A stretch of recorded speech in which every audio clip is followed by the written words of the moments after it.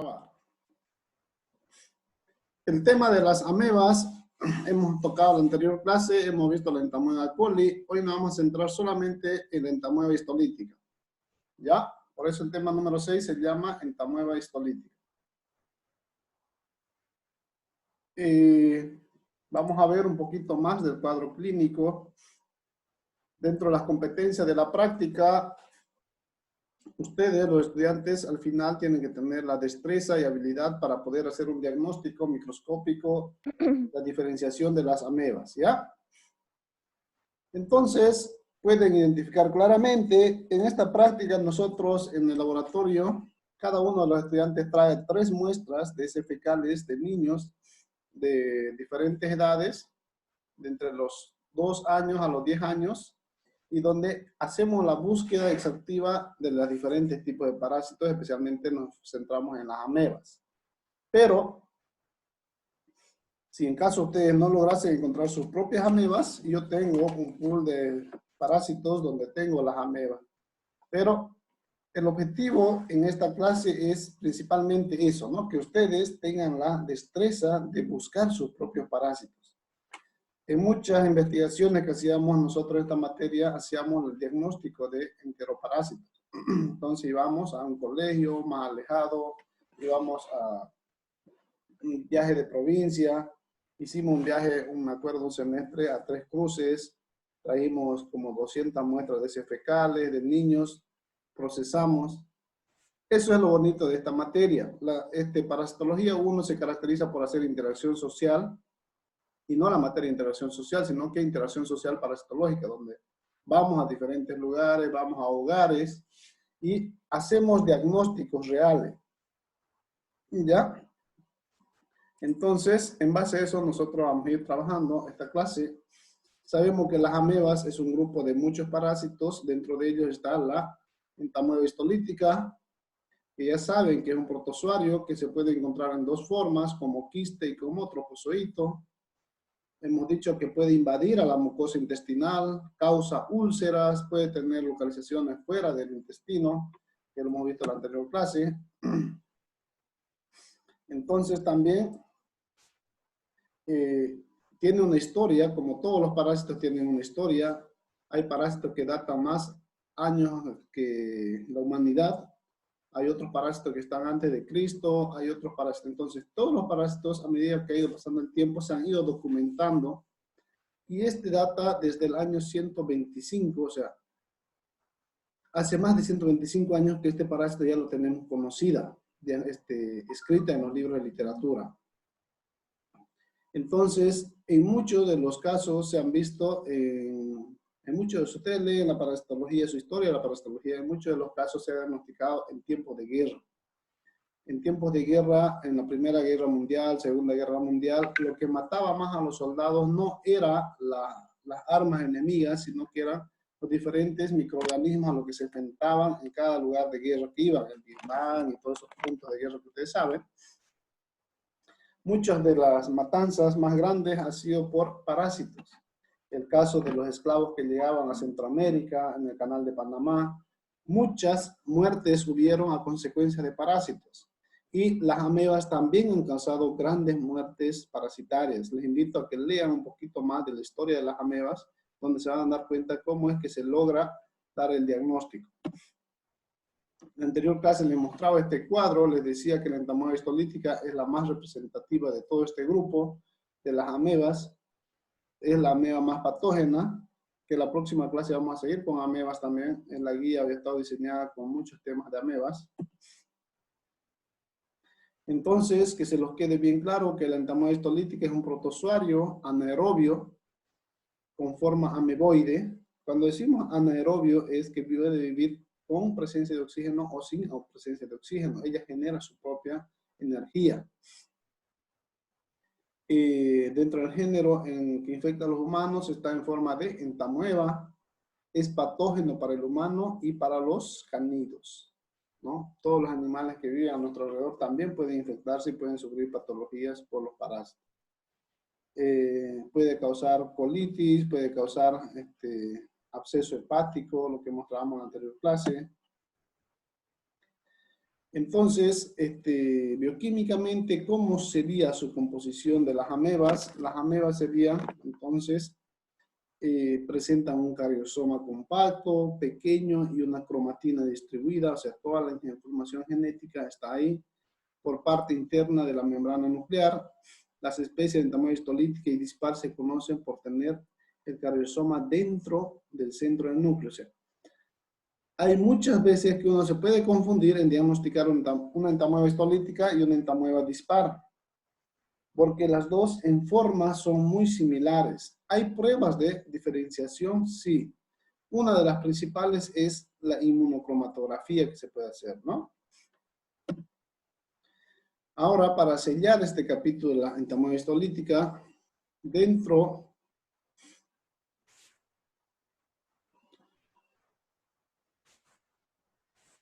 de la entamoeba histolítica se pueden diferenciar siempre todo lo que son protozoarios. Se distinguen dos cosas importantes, como ser el trofozoito y el quiste. Hemos dicho que esto es importante que lo tomamos en cuenta, que son, en su interior de las amebas pueden encontrarse eritrocitos, ¿ya? Y muchos de ellos se pueden encontrar eritrocitos intactos, ¿ya? En esta forma activamente móvil de la especie se caracteriza por tener un núcleo con una concentración de cromatina puntiforme y generalmente concéntrica llamada cariosoma central, así como la formación de cromatina en la periferia del núcleo. En su citoplasma se encuentran vacuolas digestivas, eritrocitos y mide de 20 a 40 micras. Pregunta de examen puede ser eso, ¿no? ¿Cuánto mide la entamoeba histolítica? En forma de trofozoito de 20 a 40 micras, pero en su tamaño, en forma de trofozoito, en su forma ameboide, ¿no? Irregular. El quiste es la forma infectante de los protozoarios, no se olviden, pregunta de examen puede ser esa. ¿Cuál es la forma infectante de la entamoeba histolítica? Ustedes responden en forma de quiste. Contiene de 1 a 4 núcleos. Dependiendo de la madurez del quiste, son de forma redondeada, circular, refringente, con una membrana claramente marcada. En el citoplasma se pueden ver con frecuencia de 1 a 3 inclusiones de glucógenos oscuros llamados cuerpos cromatoidales y mide de 10 a 18 micras. Lo que les decía, cómo diferencia una entamoeba coli de una entamoeba histolítica es contando los núcleos, ¿no? ¿Se acuerdan? El ciclo de vida, los parásitos tienen en particular eso, que todos comparten muy similar su ciclo de vida. Todo empieza entonces cuando el trofozoito de la entamoeba histolítica se encuentra en la luz del colon y donde se reproduce por simple división binaria. Las amebas se reproducen por división binaria.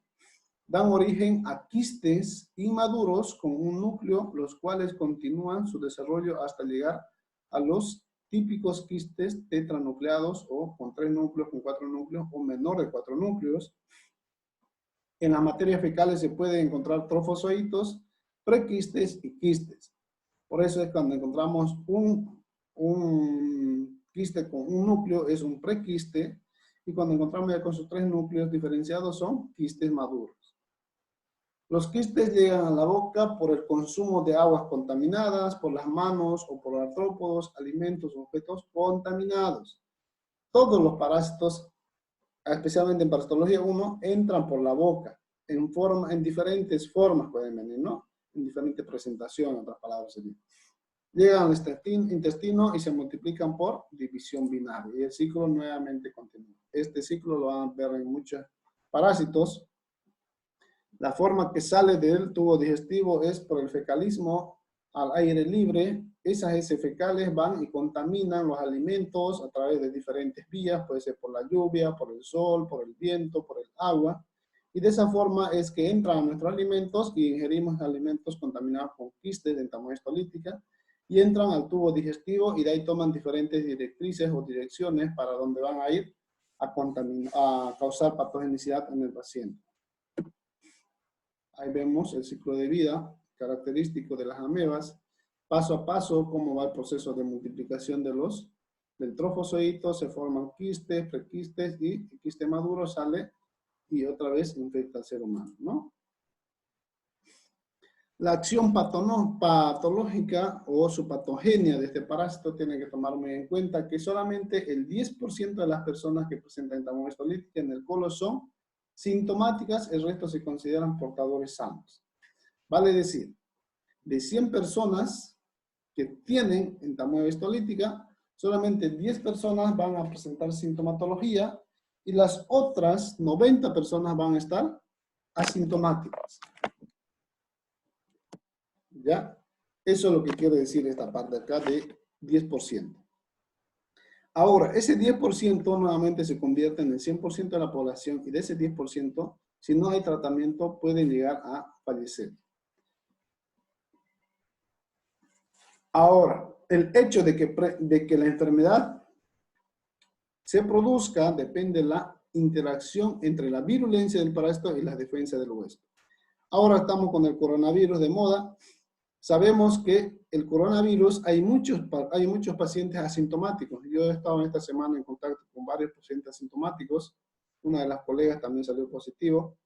Y les cuento que ella no tiene ni siquiera un mínimo signo y síntoma del coronavirus. ¿Por qué? Porque es una persona joven y ella es muy deportista, muy en forma. Entonces, ella dice, ya voy 14 días con el coronavirus y no tengo un solo síntoma. Claro, ella está en cuarentena y todo lo demás, es una colega que trabaja con nosotros. Y eso depende mucho del estado de salud que uno tiene.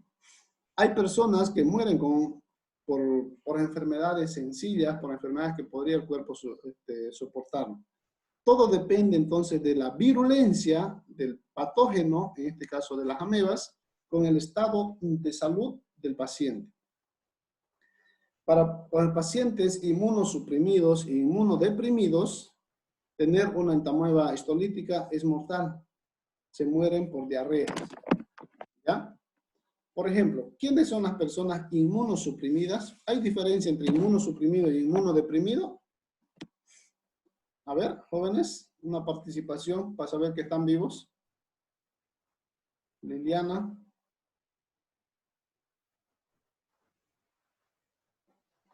Nada. Están muertos toditos, están durmiendo. La diferencia que hay entre un paciente inmunosuprimido con un inmunodeprimido es que el inmunosuprimido uno lo provoca. Por ejemplo, un paciente que tiene leucemia, un paciente que tiene cáncer, son los corticoides que hacen que su defensa se baje. Y un inmunosuprimido es cuando el sistema inmunológico no responde. El caso de los pacientes que tienen VIH. ¿Ya? Entre las patologías más conocidas que produce la ameba histolítica están las lesiones intestinales, el famoso botón de camisa, insisto con eso. La patología intestinal ocurre principalmente en cualquier parte del colon, en particular el ciego, sigmoides y el recto. La interacción inicial del trofozoito conlleva a lisis de las células diana, probablemente por acción proteolítica de lectinas. Fíjense cómo es su patogenicidad. Entonces, utiliza unas enzimas proteolíticas, las lectinas son enzimas proteolíticas, por las cuales causa daño al huésped que está afectando el parásito. Una vez atravesado el epitelio intestinal, penetra por las capas de las musculares, se instala y habita en la submucosa formando una apertura pequeña de entrada con un fondo ancho que tiene la apariencia histológica de un botón de camisa, lo que le decía. Hace una pequeña perforación y luego adentro causa una gran lesión. Cuando hay una ameba no se sentiría mucho, pero resulta que otra ameba al ladito, otra más al ladito, otra más al ladito, y cada una va formando su botón de camisa, de tal manera que llega un momento donde se llegan a unir esos botones de camisa, o los botones, diríamos, de esa manera es que se causa una gran lesión intestinal, y eso es lo más peligroso de las amebas. Muchas de las veces se llegan a perforar el intestino, a consecuencia de eso se convierte en una peritonitis amebiana. Entre las patologías más conocidas seguimos la reacción inflamatoria resultante en el tejido intestinal produce nódulos que progresan a úlceras y subsecuente, necrosis localizada como resultado los trastornos del riesgo sanguíneo. Entonces, las inflamaciones pasan a nódulos y eso es mucho más peligroso. Puede ocurrir perforación del intestino con la producción de peritonitis séptica. Esta es la principal causa de muerte. Ustedes saben que es una peritonitis, entonces de la peritonitis también puede haber una sepsis. La sepsis es cuando las bacterias suben a la sangre e infectan todo el cuerpo. Muchos pacientes que entran con sepsis a los hospitales no salen vivos. La septicemia los mata a los pacientes. Es mucho más difícil de eliminar una septicemia.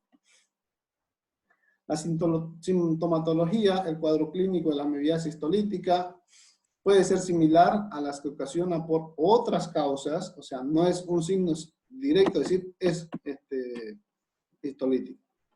En el caso de la presencia de sintomatología, estos tienen que ver según el tipo de invasión que realiza la entamoeba histolítica. Se afecta al hígado, se afecta al colon, ¿no? En la mayoría de los casos, el 90% es asintomático. Entonces, solamente el 10% causan sintomatología. La amebiasis asintomática, esta forma de amebiasis no invasiva, se diagnostica por medio de examen coprológico, que generalmente releva únicamente quistes. En una amebiasis sintomática, el paciente no va a consultar así de rutina, va por otra enfermedad y uno se termina enterando que aparte de tener otra enfermedad, también tiene amebas. Esa es una ameba histolítica típica de este diagnóstico, ¿no? Entonces, esto ya lo hemos visto en anterior clase, puede tener diferentes sintomatologías, ¿no? Los métodos de diagnóstico, y en esto quiero que quede bien claro, existe otro tipo de estudio de diagnóstico en la amebiasis intestinal. Una de ellas es la colonoscopía, la cual permite la observación directa de las ulceraciones intestinales causadas por la infección. O sea, con este procedimiento no se ve las amebas, pero sí podemos ver el daño que causó las amebas, es cuando le introducen una cámara por el recto del paciente de esta forma y se puede observar el intestino grueso en todo su trayecto. Fíjense acá, el profesional está colocando y a través de un monitor puede observar los daños que existen dentro del tubo digestivo. Sabemos que este parásito solamente afecta al intestino grueso, entonces todo ese trayecto del intestino grueso se tiene que realizar. Fíjense que se pueden ver ahí las anomalías internas.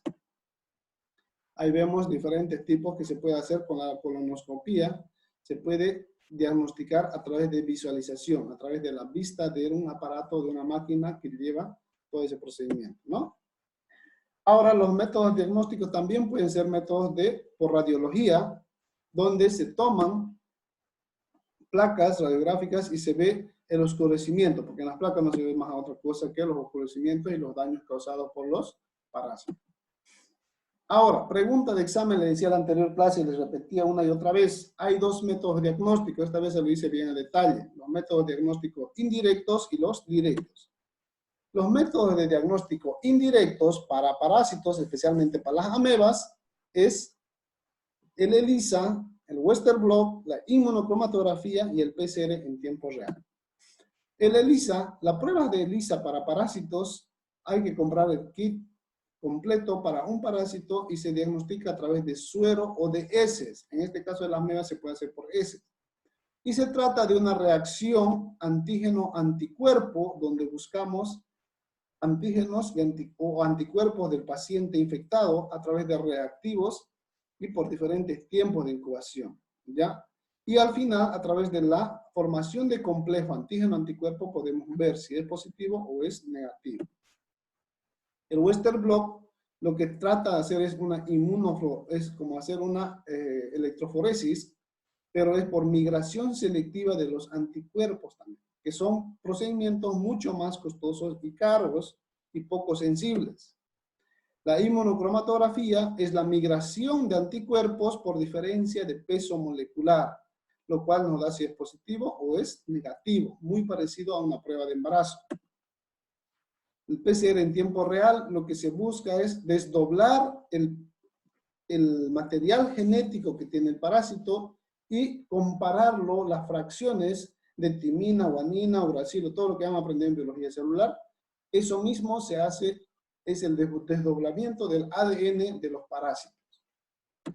Y por último, Doctor, los métodos directos tenemos Los métodos directos pueden ser parasitológico simple, parasitológico seriado o métodos de concentración. En el parasitológico simple, lo que buscamos aquí es evaluar una muestra de heces fecales, buscar en el microscopio la presencia o ausencia del parásito. El parasitológico seriado consta en tener diferentes muestras en diferentes días. Por ejemplo, si tenemos un parasitológico seriado de un paciente, lleva el lunes, lleva el martes y lleva el miércoles. Analizar la muestra por 3 días consecutivos en diferentes días, ¿no? No va a ser que la misma muestra lo vea 3 veces en el mismo día, sino por eso le he puesto en 3 días consecutivos, donde buscamos la presencia de los parásitos. Los métodos de concentración es el tema número 2 que avanzábamos nosotros, que a través de este método, por centrifugación, que pueden ser 2, ¿no? El método de sedimentación o el de flotación, donde analizamos las muestras para ver, o sea, analizamos una gran cantidad de muestras para tener un pequeño concentrado donde puede haber mayor probabilidad de encontrar los parásitos. La parte experimental de la práctica que teníamos que hacer hoy día es que hacemos un examen físico donde observamos el color, la consistencia, la presencia de parásitos adultos y también cuando es para amebas, evaluamos si hay moco y si hay sangre. Ya saben, esta lámina hacemos la preparación de un examen en fresco con 2 soluciones diferentes, solución fisiológica y Lugol, que tiene cada una su funcionalidad, que ya saben ustedes también, ¿no? Y lo que buscamos en el microscopio son los parásitos redondos que miden de 18 a 20 micras y que tengan de 4, 3 o un núcleo que sean quistes o prequistes, ¿no? Lo que decíamos hace rato. Y con esta diapositiva terminamos, donde esto es el informe, como se informa detalladamente un parasitológico.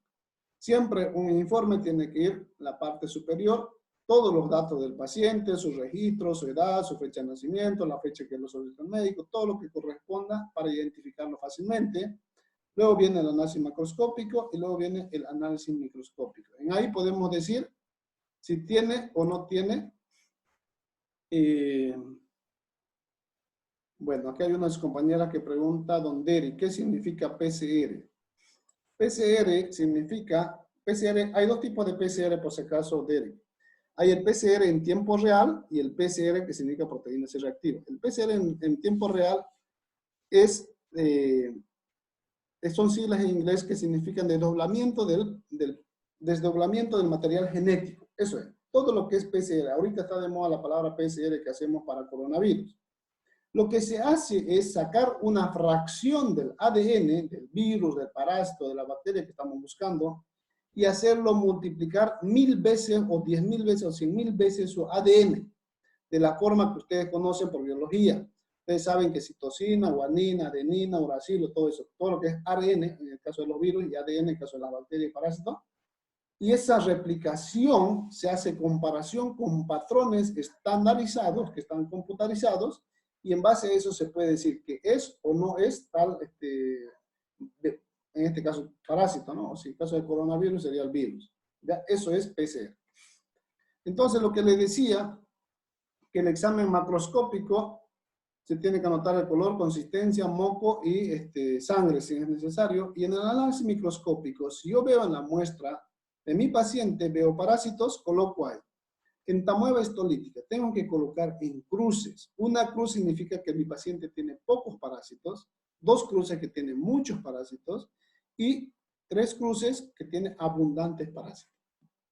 El tratamiento, chicos, para las amebas histolíticas, sea una cruz, 2 cruces o 3 cruces, el tratamiento es el mismo. ¿Ya? Pero hay otros parásitos como el Blastocystis hominis, que si lo coloco una cruz, no hay tratamiento.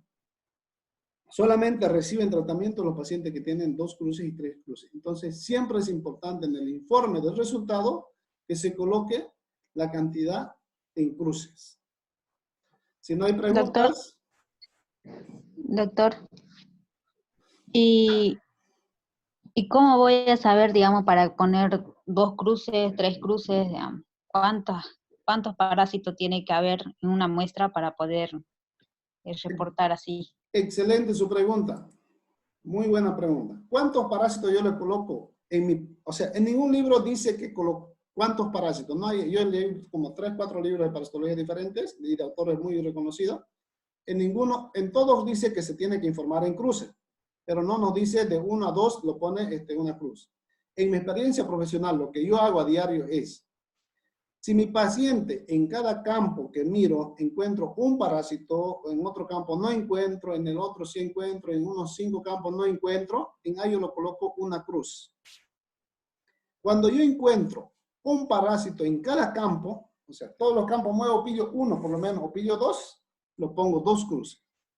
Y cuando yo veo en un campo microscópico hartos parásitos, vale decir 3, 4 parásitos, muevo al otro campo, veo otros 4, 5 parásitos, en ello le pongo directamente 3 cruces. Esa es en mi experiencia profesional. Por eso le digo, en ningún libro van a encontrar cuántas cruces corresponde a cuántos parásitos por campo. Pero eso es lo que yo ocupo actualmente. ¿Ya? No sé si respondí su pregunta. El Sí, doctor. tratamiento... Ahora dígame, doctor, una pregunta. Otra pregunta. En el microscopio, ¿cómo hacemos para ver los campos? Un campo microscópico es como está viendo ahorita en la cámara, un campo viene a ser un redondo. El campo microscópico es cuando usted agarra, pone su ojo al microscopio y ve un círculo redondo, eso es un campo microscópico. Mueve el tornillo de izquierda a derecha o de adelante hacia atrás y sale de ese campo, eso vendría a ser su segundo campo microscópico. El campo microscópico es el redondito donde usted está viendo cada vez que enfoca. ¿Ya? Ya, doctor, gracias. ¿Preguntas? Doctor, al principio mencionó las fases de la ameba histolítica, la fase de quiste y la otra. ¿Es la misma, pero se subdivide en algún tiempo? ¿O cómo? No Es entendí el esa tiempo parte. de maduración que tiene. Es lo mismo que digamos a los humanos, ¿no? Viene de bebé, pasa niño y pasa adulto, más o menos así es. El tiempo que Ya. tarda en la evolución de eso más o menos son de días, no es cuestión de meses, es cuestión de días. Decía que los quistes se localizan en ciertas partes del cuerpo y los trofocitos en otra parte. ¿Es como que se subdividen No, o no, algo no, no. así? El trofozoito se subdivide y da origen al prequiste en cualquier localización que esté.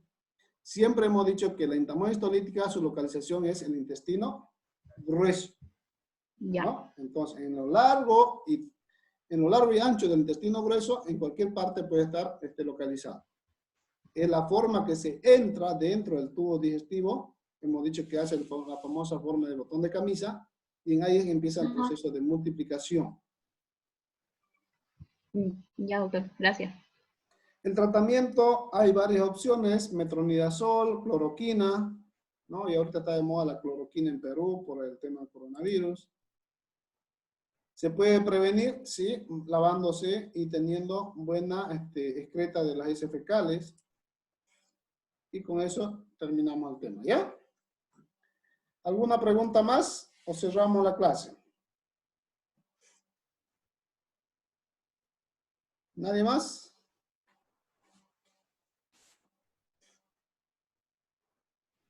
Bueno, con los jóvenes vamos a terminar la clase entonces. Nos vemos la próxima clase con el grupo que me toca más luego. Vamos a continuar otra vez el mismo avance.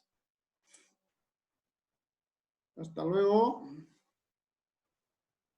Hasta luego, doctor. Chao, chao.